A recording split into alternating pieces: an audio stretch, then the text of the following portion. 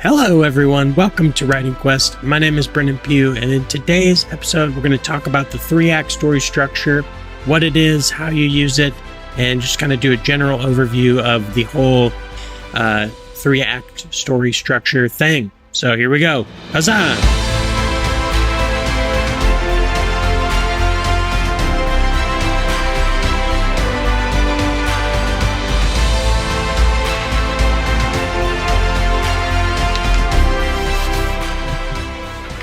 Okay, so the 3-act story structure is simply a way of structuring your story into 3 distinct acts.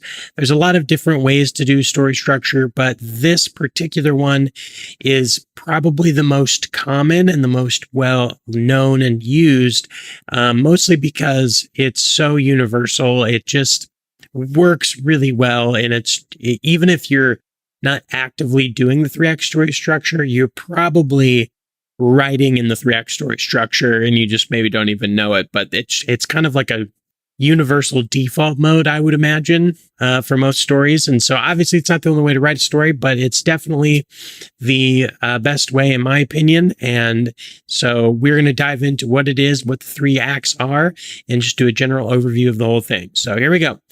Act 1 is made up specifically of 5 parts. You have the hook, the inciting incident, the build-up, the first plot point, and the first pinch point. We'll talk about pinch points in a second, but essentially, these 5 things make up the first third of your story. They make up the beginning of your story. It's the part that hooks the reader in.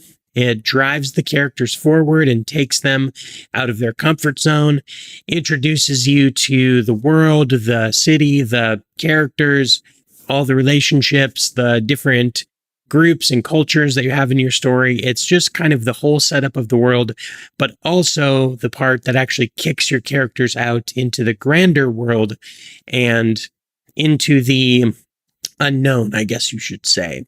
Out of the 3 acts, I think Act 1 generally is both the easiest and the hardest to write. I think it's the easiest in the sense of like most people know how to start a story from like describing things and giving the general idea of where things are. The middle is generally considered the hardest, which is Act 2. So Act 1, but is the easiest, but in the same sense, it's the hardest because, you only have one shot to capture your reader. You only have one time where you can fully grab their attention, which is mostly the hook and the inciting incident, but it really is the whole Act 1 and how you present everything and how you kick off the story that really kind of keeps them propelled into the rest of it to find out the ending. Act 2 is the middle of the story. It's the second third of the story, if you will. And of course, that's a generalization. It could be longer, it could be shorter, but it's generally made up of 3 parts. You have the pre-midpoint reactionary hero, you have the game-changing midpoint, and then you have the post-midpoint reactionary hero.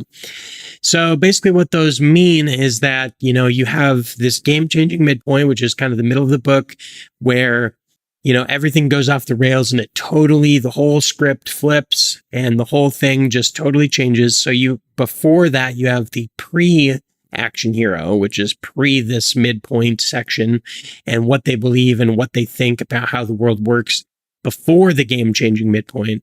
And then you have the post-hero, which is what happens after. And so this is kind of the big transformational moment of like, this is what we believed before.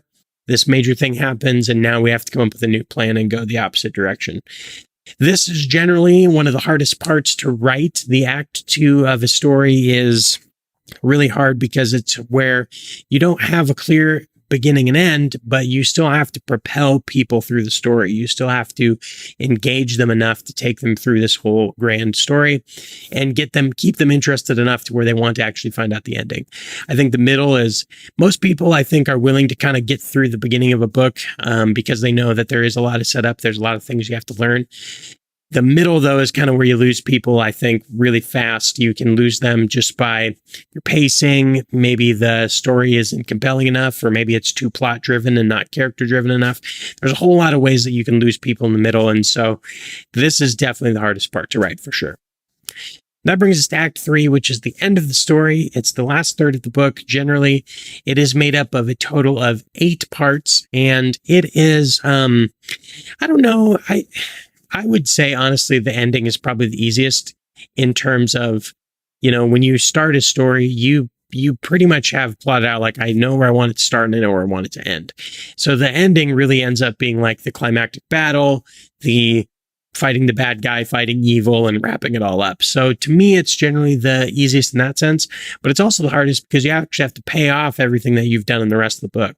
So every promise you've made, every story thread that you've, come up with all has to funnel to this third act, and it has to make sense to the reader in the end in a very satisfying way. So the 8 parts that we have for Act 3 are the second pinch point, the supposed victory, the disaster, the dark moment, the aha moment, the climactic confrontation, victory, and resolution. Those are the 8 parts that make up the whole of Act 3, and they're generally shorter parts. So like the middle of the act is the whole third of the book, but you only got 3 parts to that. So it's kind of longer sections.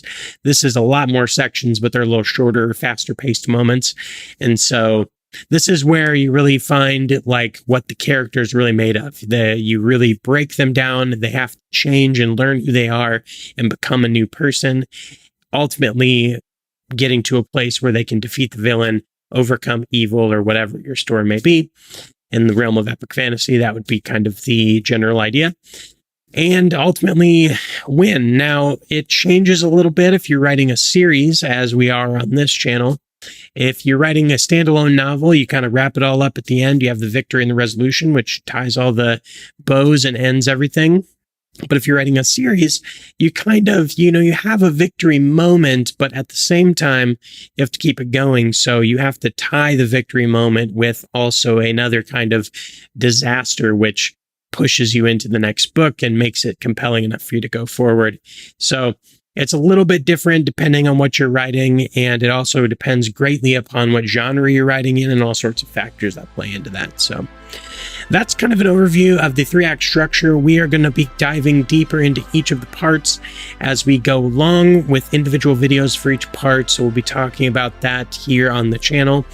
If you haven't already, like, comment, share, and subscribe. Check out the book we are writing on Wattpad, and check out our other videos if you're actually interested in the story that we're writing.